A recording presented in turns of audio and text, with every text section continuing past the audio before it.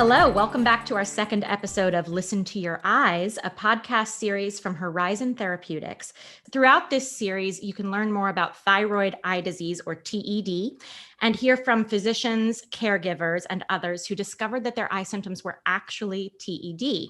My name is Lauren Friedman. I'm a patient advocate and the host of Uninvisible Pod, a podcast about chronic invisible illness and disability. With a background in acting and my own list of chronic diagnoses, I am here to serve this community and bring light into the darkness, quite literally today. So we're going to be talking all about thyroid eye disease today, what it is, who's at risk, and where to turn for care and support. And joining me is Dr. Gary Lelly, an oculoplastic surgeon specializing in ophthalmology at Weill Cornell Medicine in New York City. So welcome, Dr. Lelly. Hi, thanks, Lauren. It's a pleasure to be here. I'm glad that we can shed some light on thyroid eye disease for your listeners. Absolutely, as am I, because I didn't know much about thyroid eye disease before we worked on getting this series together. So I'm really excited to learn more from you. And for listeners who might not know, what is thyroid eye disease? Sure. So it's a disease that sometimes is referred to as TED or thyroid eye disease or TED. So you may hear any of those. I'll try to say it out as much as I can today so that people will get it in their heads. It's thyroid eye disease. It's an autoimmune process. So it's an inflammation that occurs in the body, and it tends to affect the areas around the eyes. So the muscles behind the eyes, the fat behind the eyes become inflamed and really cause the eyes to push out or potentially not line up or dry out. And I know we'll go probably more in depth about, sort of what the signs and symptoms of the disease are. But it's this autoimmune process, this inflammation that occurs that creates it. And it sort of goes alongside of Graves' disease, but it's not the same thing as Graves' disease. So it's really important that people understand it's a separate disease process of inflammation around the eyes, most commonly seen in patients who have Graves' disease. Up to about half of patients with Graves' disease could develop thyroid eye disease. I want to dig into that a little more, but before we go there, you mentioned that this is an autoimmune process. And for our listeners who might not be as familiar, can you talk to us exactly about what autoimmune disease is in your own sort of layman's terms? Sure. It's the best way to think about it is it's your own body kind of reacting to itself. We should really be protecting ourselves from things outside that are dangerous, but this is a time when your body's immune system reacts to itself. And so therefore it creates inflammation when it really shouldn't. We don't want it to do that, but it's doing it.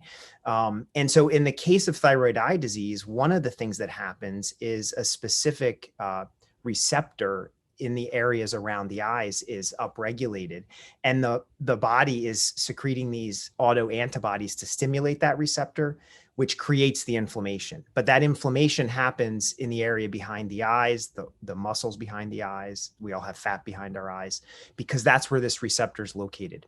And so it kind of targets in that area, and it's really your body just reacting to itself, creating inflammation where you don't want it. And that's what creates all the telltale signs and symptoms of it.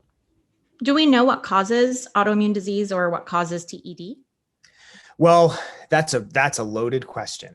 There are people that have studied this for their whole lives, and we're still learning a lot. We have learned a lot about thyroid eye disease, and we do know that there's a really important receptor called the insulin-like growth factor 1 receptor that's upregulated and is a place where the inflammation occurs in the area behind the eyes. So we know that receptor is really important, but there's other things we're still learning. So no, the shortest answer to that is no, we're still learning, but we've learned a lot over the years. Yeah, it's pretty amazing. The more I learn about health and medicine, the more I understand as a patient advocate, really that health and medicine, it's an art, and it's one that's still developing and growing. And there's still so much that we have to learn. So it's important for patients to understand, right, that we don't know everything yet, but we're working on it. So true, Lauren. I mean, I say a few things to patients. One is most patients don't, their disease didn't read the textbook. Everybody presents a little bit differently. And especially in thyroid eye disease, that is especially true because it's a very heterogeneous disease, meaning it can present in one patient in a very mild fashion. You hardly notice it. In another patient, a very severe progressive fashion. Um, I always say this, every time I think I've seen it present every possible way, and this is one of the most common things I see, someone walks in my office and it's something I've never seen with thyroid eye disease. So especially with this one, the way it presents really is variable amongst patients. It certainly has a classic presentation, but there's so many permutations. Yeah, absolutely. Well, and it's important for everyone listening to also know that even for a seasoned ophthalmologist who specializes in such a rare condition, this is really something where, yeah, you're still surprised sometimes, that we're all in this together. And you mentioned earlier about those who are living with Graves' disease being most at risk. Can you talk to us more about the patients who are most at risk for developing thyroid eye disease? Definitely. Right. So the first are patients with Graves' disease. So Graves' disease is an autoimmune process affecting the thyroid gland and most often causing a high thyroid level. In patients who have Graves' disease, up to about half of them can develop thyroid eye disease as what we call an extrathyroidal manifestation of Graves' disease, meaning two separate processes, two separate autoimmune conditions, but they kind of run along parallel tracks oftentimes. So the one key thing to take away from that, I think, is that you need a care team. These patients need a care team. And they need endocrinologists to help manage their Graves' disease, which is one diagnosis, but specialists who specialize in thyroid eye disease for that diagnosis. So those are the first group that's most at risk for thyroid eye disease. But patients who have low thyroid or even steady level thyroid without Graves can develop thyroid eye disease, as can patients with Hashimoto's disease, which is typically low thyroid. That's me. Oh, there you go. So you're less likely to develop thyroid eye disease, but you could, and we see that about 10% of patients with thyroid eye disease kind of have that atypical presentation of either Hashimoto's or what we call euthyroid Graves, meaning the levels are nice and normal, but they have Graves' disease and develop thyroid eye disease. So, it is possible, but thankfully for you, less likely. Yes. No thyroid eye disease so far as I know. But of course, we never know with these things and we have to keep an eye on our health. Yeah. Yeah. And that's what we always tell patients. One, think about your eyes, pay attention to any changes you notice, and we can certainly talk about those. But also, if you have a history of thyroid disease, especially if you have a history of Graves' disease, we really like to have those patients get a baseline with a specialist to just make sure that there's nothing subtle going on. And also, so we have that baseline in case something changes, we know where that patient started and we can help evaluate what the next steps might be. I would love to know if you could share with us, what are the signs and symptoms that you look for that could indicate thyroid eye disease? The most common thing you're going to see is something called eyelid retraction, which basically means the upper eyelids and the lower eyelids kind of pull up and down away from the colored part of the eye. And so it'll give the eyes like a staring appearance, and you'll see the white of the eye above and below the colored part. And that's an abnormal finding. And so that finding you'll see in 90% of patients who have thyroid eye disease. So if you can look for eyelid retraction or that kind of staring appearance, you're going to get the vast majority of these patients. And that's what the endocrinologists and the primary care doctors will look for or ask about to know to refer them to a specialist. The next most common thing that can happen is called proptosis or exophthalmos. We just mentioned it, but those are big words that basically mean the eyeballs are pushing outward further than they used to. And that's happening because the swelling in the muscles and the fat behind the eyes is causing them, the tissue has to go somewhere if it gets bigger, and it's just a box of bones behind your eyes. There's nowhere for it to go except out. So the eyes push out. That happens in about 60% of patients with thyroid eye disease. So if you couple the eyelid retraction with the bulging outward of the eyes, that gives the telltale appearance for thyroid eye disease, which is really like a staring look, a bulging eyes look. And if you Google it, that's what you're going to see most commonly. When you couple those two symptoms, the eyes are exposed to way more air than they're used to. They may not close all the way when patients sleep. They may not blink completely when patients blink. And so they dry out. And the dryness affects about 60 or 70% of patients with thyroid eye disease. And they get all the telltale signs and symptoms of dry eye.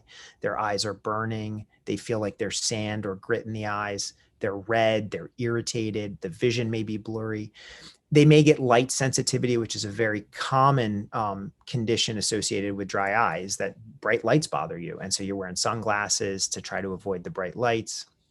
So that's going to happen in a lot of patients. And then we mentioned the double vision. Because the muscles swell, sometimes the eyeballs won't line up correctly or won't move correctly. And patients will see two images instead of one. That happens in about half of patients with thyroid eye disease. And then the last and the most worrisome component is if the muscles push on the optic nerve at the back part of the orbit, the area behind the eye, and cause frank vision loss. Thankfully, that only occurs in about 5% of patients, but that's quite severe and urgent because we don't want patients to permanently lose vision. So those are the standard signs. So just to review them: eyelid retraction, eye bulging or proptosis, double vision, and then what we call compressive optic neuropathy, or pushing of the eye muscles on the optic nerve. And so those are the things we look for in the office. So what kinds of doctors typically treat TED? I know you're an ophthalmologist, so can you talk to us a bit about the kinds of specialists that someone who thinks that they may have symptoms should be seeking out? Yes. So thyroid eye disease most commonly is treated by a field within ophthalmology called oculoplastic surgery. That's my specialty. The other field that takes care of a lot of these patients are neuro-ophthalmologists. So we have some overlap there. And then the third are doctors called strabismus specialists, or sometimes referred to as pediatric ophthalmologists. And you're going to say, why pediatric? But it's because they specialize in double vision. And so because thyroid eye disease can cause double vision, the eyes not lining up correctly in up to half of patients, sometimes it's those strabismus or double vision experts that take care of them. But your top line folks are going to be oculoplastic surgeons and neuro-ophthalmologists. These are subspecialty trained ophthalmologists who really know a lot about the condition, how to monitor it, what types of treatment options are available. And there's actually a website you can go to if you're looking for doctors who are specialists. It's teddoctors.com. So you can put in your zip code, pick a radius, how far you're willing to go. I think you can pick a radius, and it'll spit out a list of doctors, so you can find a specialist in your area.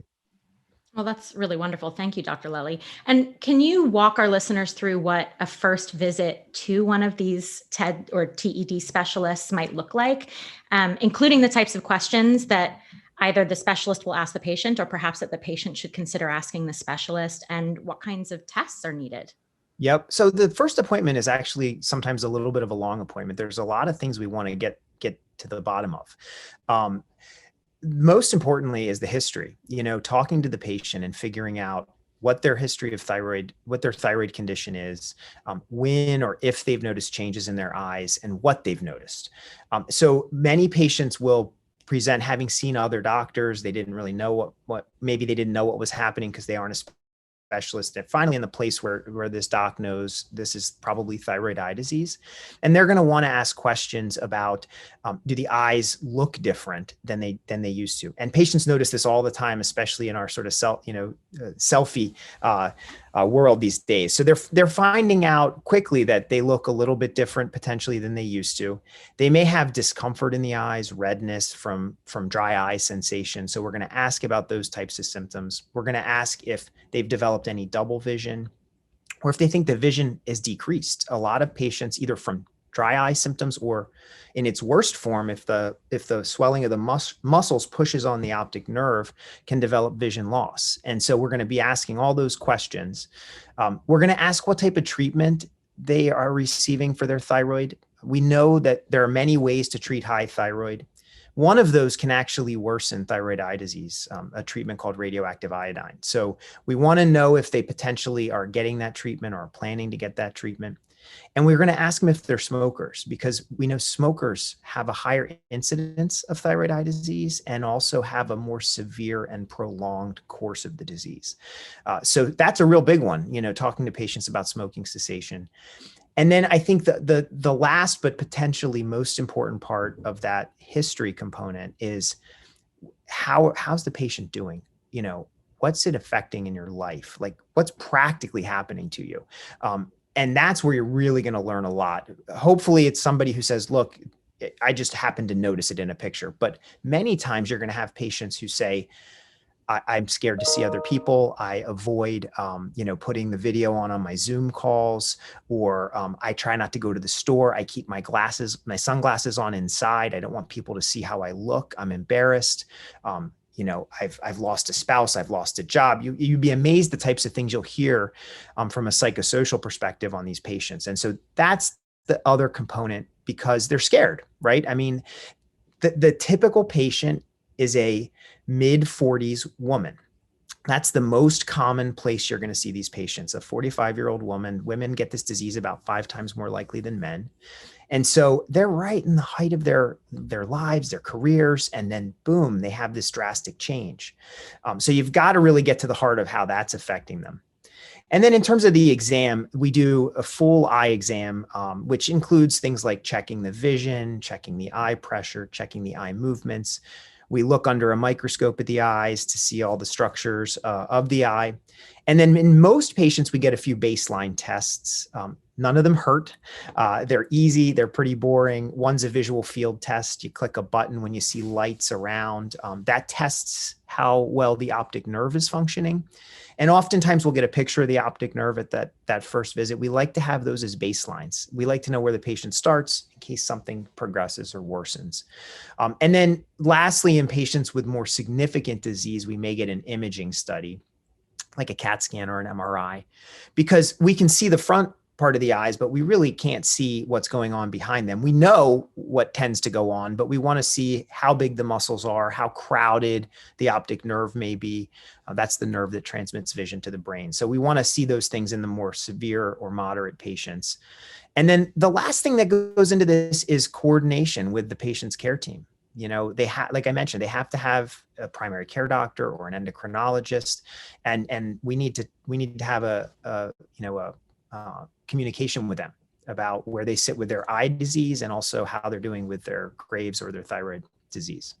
I love that you bring that up, because this is something that comes up so much among the different people I talk to who are living with chronic illness, people who are sort of professional patients at this point, right? That like this idea of coordinating your care team, making sure that your various practitioners are able to speak to one another, that they have access to each other. It can be really key in streamlining your care, can't it? It's huge. I mean, I am such a proponent of multi-specialty care and seeing the experts at what they do, but then assembling your team. And we do this all the time in many disease processes that we treat. But for thyroid eye disease, actually, we started a multi-specialty thyroid eye disease group, and it consists of all these types of doctors that I've mentioned to you and others like radiologists, radiation oncologists, in case they're going to have radioactive iodine, as we mentioned. And we meet 4 times a year. We meet quarterly to just kind of like a tumor board would meet to go over the really complicated patients, to cross-pollinate, to educate each other on, the things we're experts at, what we're looking for. I want to know what they're looking for, what they care about. So I think that communication is huge. And it is one of the positives of, a lot of doctors will complain about electronic medical records. I personally like them because it allows us to communicate quite quickly and efficiently with the rest of the team. Absolutely. I mean, it's so key, as you say. And I'm also a big fan of electronic medical records for this reason, but it's also important for patients to know that they have the right to all of their records, no matter where they've been, right? And to find ways to synthesize them that work best so that they can really share their full health really layout with their team, right? Yeah. And I would caution patients. One thing that is changing in our healthcare environment is that at least where I work, patients have immediate access to their notes. And I think that's great. They are completely and 100% entitled to see everything in their medical record, but it can be confusing and scary when you see the words we use and you don't know like what exophthalmos means. That means your eyes are bulging out. And we know that's a telltale sign of thyroid eye disease. But if you just read that, you might get scared and say, oh my gosh, what's going on with me? I have exophthalmos. Like, you're on the web Googling it. Yes. So be careful about that, I think. Dr. Google, maybe talk to your actual doctor. So if a patient's coming in to see a specialist and they suspect that maybe they do have thyroid eye disease, what are the kinds of questions or maybe data that they should be preparing in advance of a visit so that they're ready to really make the most out of the limited time that they have with their doctors? Yeah, I think the thyroid history is helpful. Certainly, having at hand their care team and the contact info, especially if they're outside of the health system that they're seeing the specialist at. Understanding what bothers them the most about the disease, because we do have treatment options, which is fabulous, and we want to know, sort of what components of the disease are troublesome for the patient. So again, as I mentioned, it's going to present in so many different ways. If it's a patient who really is just bothered because their eyes feel really dry, then we may go one route in terms of the treatment. If it's a patient who comes in and says, I am an actor and I'm not getting parts because my face is swollen, my eyelids are swollen, and I look different, we may go a different route. If it's a patient who comes in and says, I'm scared because I can't see well anymore, we may go a totally different route. So, prioritizing what's important to them. And then I think understanding that it's a lot of information. You're going to be scared. You may forget a lot of what we talk about. That's so common with anything that is scary or threatening. If you get a new diagnosis of something that you're worried about, you're gonna not hear everything that we say. So plan a second visit. Don't think you have to do it all that first visit. We get to know these patients really well. We see them quite frequently. Don't be afraid to say, doc, this was a lot of information. How about in a week or two, let me digest it. Let me read a little bit more about the disease.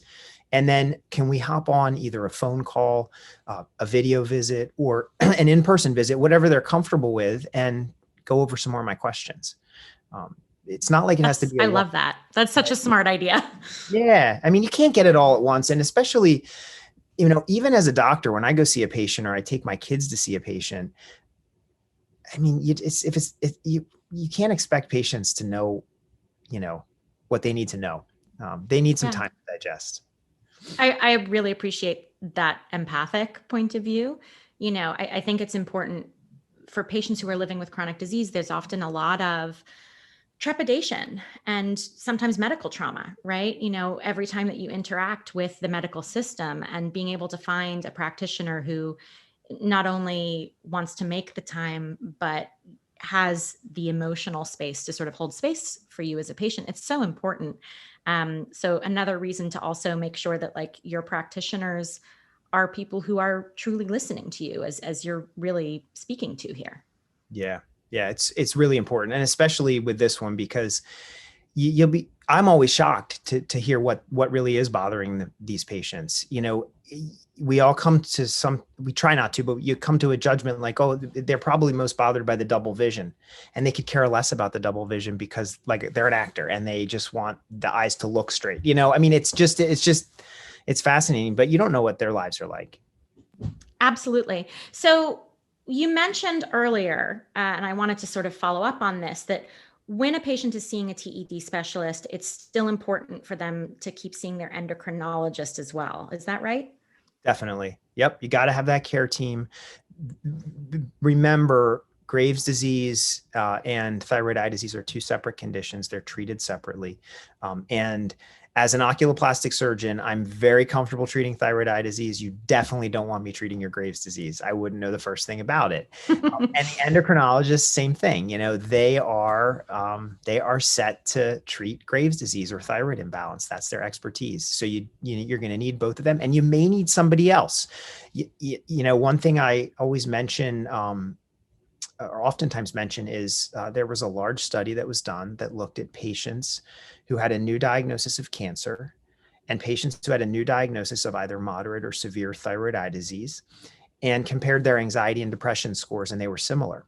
So you may need a psychiatrist or a psychologist. If you have a history of depression or anxiety, that may be somebody else on your care team. If you need to stop smoking, you may need someone behaviorally to help you get over the hump and stop smoking. So there's so many different people that you may need. I love that you bring that up, because something that comes up so much in the SPOONY community, the chronic illness community, is that if you don't have depression or anxiety before your diagnosis, you might develop it circumstantially. Some of us are also predisposed to these kinds of mental health conditions. So to be able to create that care team, as you're talking about, and not only seeing your endocrinologist, but also taking care of your heart and your head, and how these issues are all systemic, that one's going to feed into the other if something is imbalanced. So it's important to look at yourself holistically, really, isn't it? For sure. Definitely. And stress doesn't help any of these things. So anything we can do to reduce stress helps our health. I think we can just say that as an overriding theme. Couldn't agree more. So I wondered if you could offer us any final thoughts that you'd want to leave our listeners with, maybe what inspires you most about the patients that you treat with TED. They're an amazing group. They really are thrown a massive curveball in most commonly the middle peak of their lives. It's so impressive to see what they're able to get past. I would say the most important thing is early diagnosis and referral to a specialist. So many of these patients in the past, and we're so appreciative just to be doing things like this podcast with you, because it gets people to know that this is a disease. But, so many patients would see multiple doctors before they finally knew that that's what was going on. They're diagnosed with dry eyes, they're diagnosed with allergic conjunctivitis, trying on drops, blah, blah, blah. And then finally they get in the hands of somebody who says, no, this is actually thyroid eye disease and you have Graves' disease. So get an early referral to a specialist. You can use that website, teddoctors.com, to find a specialist in your area, because we have treatment options and people don't have to suffer for years with this. So I think that's the key is get in early. I think that's wonderful. Thank you so much, Dr. Lelli. Is there anything else you'd like to add, given this very deep conversation we've ended up having about thyroid eye disease? No, it's been great. Just really appreciative to be here to get the word out about the disease, and enjoyed the conversation a ton. Same here. Thank you so much for joining us today, Dr. Lelli. And thank you all for listening. Join us again to hear from Debbie Von Langen, a TED caregiver, about the lifestyle changes she's made to care for someone with TED in our next episode. And for more information about thyroid eye disease, visit thyroideyes.com and join the Listen to Your Eyes Facebook and Instagram communities. And as Dr. Lelli just reminded us, to find a TED specialist in your area, visit teddoctors.com. Please subscribe, rate, and review on Spotify, Apple Podcasts, at podcast1.com, or wherever you subscribe. Until next time, listen to your eyes.